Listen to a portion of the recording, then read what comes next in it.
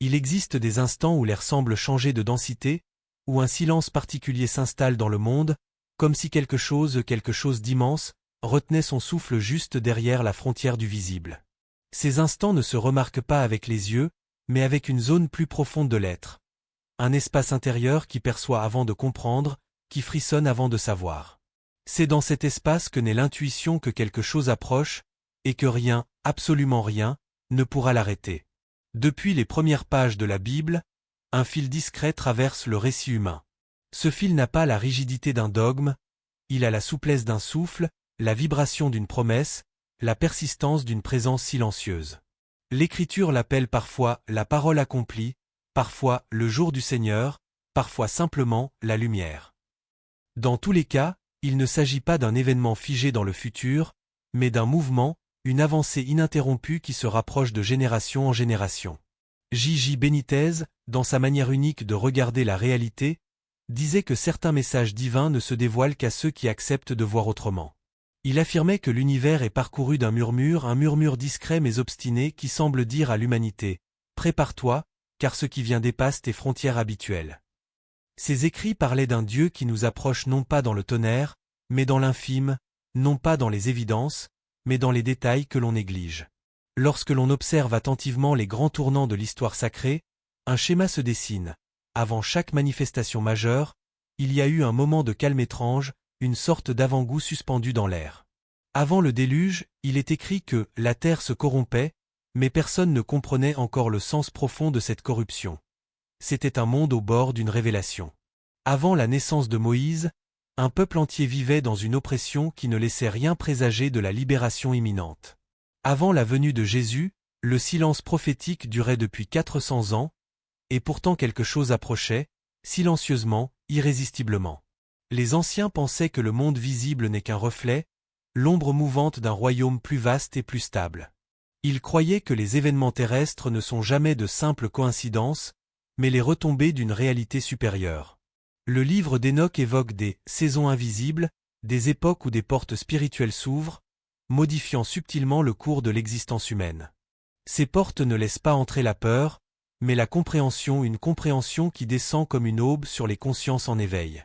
Lorsque Paul écrit « Le Seigneur accomplira sa parole en un instant, d'une manière abrégée » Romains 9h28, ce n'est pas l'image d'un acte brutal.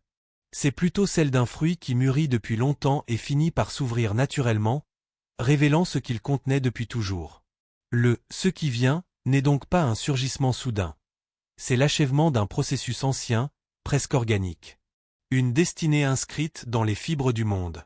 Et si, aujourd'hui, ce souffle ancien frôlait de nouveau la surface de notre civilisation?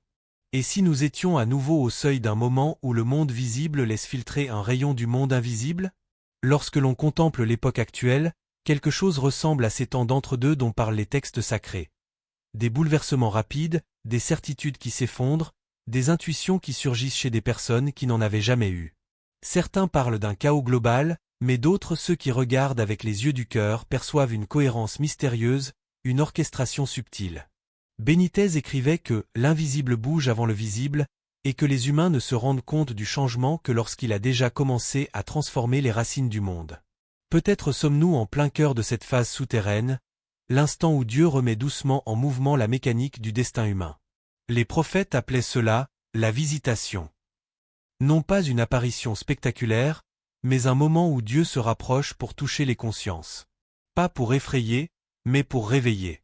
Pas pour juger, mais pour éclairer. Ce frôlement divin, comme une main posée sur l'épaule de l'humanité, est souvent imperceptible, sauf pour ceux qui savent écouter le silence. Peut-être est-ce ce frôlement que tant de gens ressentent aujourd'hui. Un appel diffus, une tension intérieure, un pressentiment. Pas un pressentiment de catastrophe, mais de révélation. Comme si la réalité elle-même s'apprêtait à soulever un PAN du voile qui nous sépare de ce qui est éternel. Les premiers chrétiens avaient une expression mystérieuse pour ce mouvement irrésistible. Parousia, qui signifie présence, plus que venue. Une présence qui grandit, qui s'approche, qui enveloppe. Une présence qui ne peut être arrêtée parce qu'elle ne dépend d'aucune force humaine. Alors, que se passe-t-il lorsque cette présence commence à frôler le monde moderne? Que devient une civilisation lorsque le ciel décide de parler à nouveau? Et surtout, que devient l'être humain lorsque sa propre âme commence à sentir le vent de l'invisible souffler sur elle? Les Écritures sont comme un labyrinthe où chaque couloir porte une inscription, chaque mur une trace, chaque pierre un murmure ancien. Celui qui s'engage dans ce labyrinthe sans crainte découvre que la Bible n'est pas un livre figé, mais une architecture vivante, un réseau de signes qui se répondent à travers les siècles.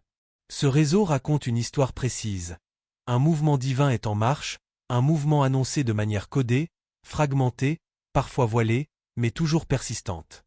Les premiers indices apparaissent dès les fondations. En Genèse 49, 1, Jacob dit à ses fils, « Je vous annoncerai ce qui vous arrivera dans la suite des temps. » Ce verset, souvent lu rapidement, marque pourtant le début d'une tradition prophétique qui traverse toute la Bible. L'idée que le futur n'est pas un bloc inconnu, mais un fleuve dont Dieu révèle le cours à ceux qu'il choisit. Avec Daniel, ce fleuve devient un océan. Daniel ne reçoit pas des paraboles, mais des visions denses, étranges, puissantes. Dans Daniel 2h44, il est proclamé, « Le Dieu des cieux suscitera un royaume, et il brisera tous les royaumes, mais lui-même subsistera éternellement. » Ce passage n'annonce pas seulement un changement politique. Il annonce une transformation structurelle du monde, une transition de pouvoir entre l'humain et le divin. Une arrivée, ou plutôt une irruption, que nul empire ne peut arrêter. Le prophète Joël, plusieurs siècles plus tard, perçoit cette même irruption sous une autre forme. Pour lui, ce n'est pas un royaume extérieur qui approche, mais une effusion intérieure. Je répandrai mon esprit sur toute chair, Joël 2h28. L'expression « toute chair » est vertigineuse. Elle ne désigne pas un groupe, un peuple ou une élite, mais l'humanité entière. Joël entrevoit un mouvement qui traverse les frontières et les époques, un souffle global. Ce détail intrigue les chercheurs qui, comme Benitez, lisent la Bible non pas comme un récit historique, mais comme une carte à déchiffrer. Certains pensent que Joël ne décrivait pas un événement du passé, mais un processus cyclique, des vagues spirituelles qui reviennent selon un calendrier divin. La question devient alors, sommes-nous à la veille d'une nouvelle vague? Le Nouveau Testament reprend ce fil prophétique et l'intensifie. Jésus lui-même aborde ce mouvement mystérieux avec une simplicité désarmante. Dans Luc 17, 20-21, il affirme « Le royaume de Dieu ne vient pas de manière à frapper les regards, car voici, le royaume de Dieu est au-dedans de vous. » Ces lignes, si souvent citées, restent pourtant parmi les plus incomprises de la tradition chrétienne. Elles suggèrent que ce qui vient n'est pas un royaume visible, mais une transformation intérieure dont les répercussions extérieures ne sont que des conséquences. Plus tard, dans Matthieu 24, Jésus parle de signes annonciateurs, des bouleversements, des tensions, des phénomènes troublants. Beaucoup y lisent la description d'un chaos final. Mais les disciples, eux, demandaient « Quel sera le signe de ton avènement ?» Le mot grec traduit par « avènement » est parousia, littéralement « présence ». Ce n'est pas la venue d'un étranger, mais l'émergence de quelqu'un déjà là. Une présence qui se dévoile. Les textes apocryphes apportent une lumière complémentaire et souvent plus audacieuse. Le 4e livre d'Esdras annonce « Les signes que tu vois ne sont que le début, ensuite viendra la révélation que personne ne pourra retenir. » Ici, l'idée n'est pas celle d'une catastrophe, mais d'un dévoilement irrésistible. Comme si le monde spirituel, longtemps contenu, finissait par déborder dans la réalité humaine. Dans le livre d'Enoch, les prophètes apparaissent comme des veilleurs chargés d'observer les mouvements du ciel. Enoch affirme que certains cycles cosmiques annoncent des transformations spirituelles majeures. Ce lien entre le ciel et l'âme, typique de la pensée antique, résonne étrangement avec la manière dont Benitez relie les événements bibliques, comme si la terre entière était le théâtre d'une préparation silencieuse. Même l'Apocalypse, souvent perçu comme un livre de terreur, commence par une phrase intrigante. Voici, il vient avec les nuées, Apocalypse 1h7. Les nuées sont le symbole de la présence divine, comme au Sinaï. Ce n'est pas l'image d'une invasion, mais d'une descente lente, enveloppante. Une approche. Si l'on réunit tous ces fragments Genèse, Daniel, Joël, les évangiles, les apocryphes, une ligne se dessine, claire, insistante. Quelque chose se met en route. Quelque chose qui traverse les siècles avec une constance imperturbable. Ce mouvement n'appartient pas aux rois, ni aux sages, ni aux puissants de ce monde. Il ne répond à aucun agenda humain. Il ne suit pas les lois de l'histoire, mais celle du royaume invisible. Pour les anciens prophètes, le futur n'était pas un mur, mais une porte. Une porte qu'ils voyaient s'entr'ouvrir par moments, laissant filtrer un éclat d'un autre monde. Aujourd'hui encore, certains lecteurs sincères sentent que cette porte n'a jamais été fermée. Elle respire, elle palpite, elle s'approche. Lorsque l'on pose ces textes côte à côte, une question s'impose presque d'elle-même. Si les Écritures annoncent depuis si longtemps l'avancée d'un mouvement divin, et si ce mouvement n'a jamais cessé d'avancer, alors à quel point est-il proche maintenant? Il est des vérités qui ne se laissent pas enfermer dans des mots, des vérités qui ne s'accordent qu'à ceux qui apprennent à regarder derrière ce qui se voit. Les Écritures ne sont pas seulement un récit, ni une suite de prophéties, ce sont des miroirs. Des miroirs qui déforment pour révéler, qui voilent pour protéger, qui s'ouvrent soudain lorsque l'âme est prête. Celui qui lit littéralement passe à côté de la moitié du trésor. Celui qui lit symboliquement entre dans un royaume où chaque phrase respire et chaque image parle. Dans ce royaume, la lumière n'est jamais seulement lumière. Le feu n'est jamais seulement feu. Le désert n'est jamais seulement désert. Tout devient signe, empreinte, écho. Les prophètes le savaient, Dieu ne se contente pas de dire, il inscrit. Il trace des vestiges dans le réel comme un artiste indéchiffrable laisse des glyphes anciens sur la pierre. Lorsque la Bible évoque ce qui vient, il ne s'agit pas uniquement d'un événement futur, mais d'une marée intérieure, une poussée spirituelle qui traverse les consciences comme un vent traverse une forêt. Cette marée ne se reconnaît pas à des bruits, mais à des symboles, des signaux secrets que seul un regard éveillé peut percevoir. Le premier de ces symboles est la lumière. Dans les Écritures, la lumière n'est pas une simple illumination, c'est un déplacement intérieur. Quand Dieu dit « que la lumière soit », ce n'est pas l'apparition du soleil qui est en jeu, mais l'ouverture d'une conscience nouvelle dans un chaos sans forme. La lumière symbolise la compréhension, la lucidité, l'instant où la réalité intérieure change de registre. Ainsi, chaque fois que la lumière apparaît dans les textes sacrés, elle annonce un mouvement divin sur le point de se manifester. Le feu, quant à lui, ne détruit pas, il métamorphose. Dans Exode 3, le buisson ardent brûle mais n'est pas consumé. Symboliquement, cela représente la présence divine qui purifie sans anéantir, qui transforme sans effacer. Le feu, dans la perspective de Bénitez, est le langage de Dieu lorsqu'il veut dire à l'homme « Je te change sans te détruire ». Il est donc le signe avant-coureur de toute grande transition. Le désert, troisième symbole essentiel, n'est pas un lieu d'abandon, mais un espace d'écoute. Dans la Bible, on entre dans le désert non pas pour fuir, mais pour entendre. Moïse y reçoit sa mission, Élie y redécouvre la voix de Dieu, Jésus y traverse ses 40 jours d'éveil. Le désert est le symbole de l'intérieur dépouillé, de l'espace intérieur débarrassé du bruit. Lorsque l'humanité traverse ses propres déserts, crise, silence, rupture, cela peut signifier qu'un dessein se prépare en profondeur. Plus étrange encore, certains symboles semblent parler un langage que la logique ne peut pas saisir. Le prophète Ézéchiel voit des roues dans les cieux, roues pleines d'yeux, Ézéchiel 1h18. Vision énigmatique, souvent caricaturée, mais qui porte en réalité un enseignement symbolique saisissant. Dieu observe, tourne, se déplace. Les roues représentent la mobilité divine, les yeux l'omniscience. Tout cela murmure une seule idée, le ciel est en mouvement. Un mouvement qui n'attend pas la permission du monde pour avancer. À travers les apocryphes, ce langage symbolique devient encore plus audacieux. Le livre d'Hénoch parle de portes de lumière qui s'ouvrent et se ferment selon des cycles sacrés. Ces portes ne sont pas des lieux physiques, elles symbolisent des périodes où la perception humaine peut s'élargir soudainement. Lorsque ces portes s'ouvrent, même l'homme le plus simple peut sentir un frémissement dans son âme, comme si une vérité enfouie remontait à la surface.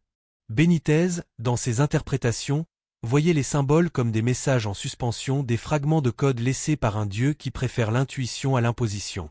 Selon lui, les symboles ne s'adressent pas à l'intellect, mais à une partie de nous qui précède les mots, la mémoire spirituelle. Cette mémoire connaît le sens des signes, même lorsque l'esprit conscient l'ignore. Ainsi, lorsque les Écritures parlent de « signes dans le soleil », dans la lune et dans les étoiles, Luc 21h25, il ne s'agit pas nécessairement de phénomènes astronomiques. Le soleil, dans le symbolisme hébraïque, représente la vérité claire. La lune représente la foi qui reflète cette vérité. Les étoiles représentent les âmes éclairées. Des signes dans ces trois réalités peuvent indiquer des transformations dans la conscience collective. La vérité qui se montre, la foi qui se transforme, les âmes qui s'éveillent. Tout, dans cette vision symbolique, indique que ce qui vient n'est pas d'abord extérieur, c'est une révolution intérieure. Une montée progressive de la lumière dans les profondeurs humaines. Les textes annoncent une recomposition de la perception, un réalignement du cœur et de l'esprit vers des réalités plus hautes. Dans ce paysage symbolique, une question flotte comme une énigme. Si les signes sont invisibles pour les yeux ordinaires, alors où faut-il regarder pour les voir? Lorsque le spectateur pose cette question, quelque chose s'ouvre en lui.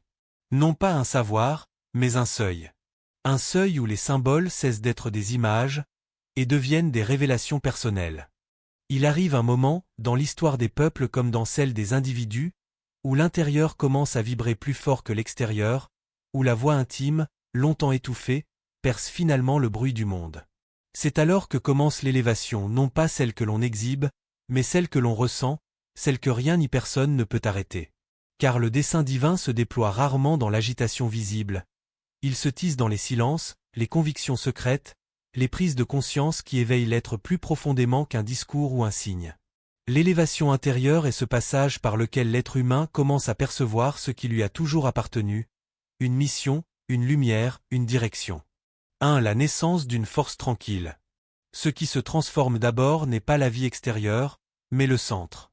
Un centre qui se réveille comme une braise qu'un souffle invisible ranime. Cette force, lorsqu'elle s'installe, ne fait plus de bruit. Elle se manifeste par une assurance douce, une paix ferme, une intuition qui oriente. Ce n'est pas un pouvoir contre les autres, mais un pouvoir sur soi, un recentrage que personne ne peut détourner ni briser. L'élévation intérieure commence quand l'être cesse de se définir par ce qu'il subit et commence à s'identifier à ce qu'il devient. 2. La libération des anciennes chaînes. Toute transformation vraie entraîne une rupture. Non contre des personnes, mais contre des perceptions limitées, des croyances réduites, des peurs héritées. On ne se libère pas en changeant de lieu, mais en changeant de regard. Lorsque l'être s'élève, il distingue ce qui est essentiel de ce qui n'éncombre. Les anciennes chaînes tombent non parce que quelqu'un les casse, mais parce qu'elles deviennent trop petites pour ce que l'âme est devenue. 3. La montée vers une conscience nouvelle. L'élévation intérieure n'est pas seulement guérison, elle est expansion. Elle révèle une compréhension nouvelle du divin, non plus comme une force lointaine, mais comme un flux vivant qui circule dans chaque décision, chaque souffle, chaque geste. On découvre que ce que l'on cherche au ciel, Dieu l'a placé dans le cœur. La transformation intérieure est en réalité une redécouverte, celle de la dignité, de la mission et de la noblesse spirituelle que chacun porte en soi. 4. L'irréversibilité du réveil. Celui qui s'élève intérieurement ne revient jamais en arrière. Même si le chemin s'assombrit, même si les obstacles se dressent, la conscience élargie ne peut plus se contracter. La lumière aperçue une fois ne peut plus être oubliée. Elle change la manière de parler, d'agir, d'aimer, de percevoir. Car l'élévation n'est pas un événement, c'est un état. Et lorsque cet état est atteint, rien ne peut stopper ce qui a commencé. Ce n'est plus une transformation souhaitée, c'est une transformation inévitable.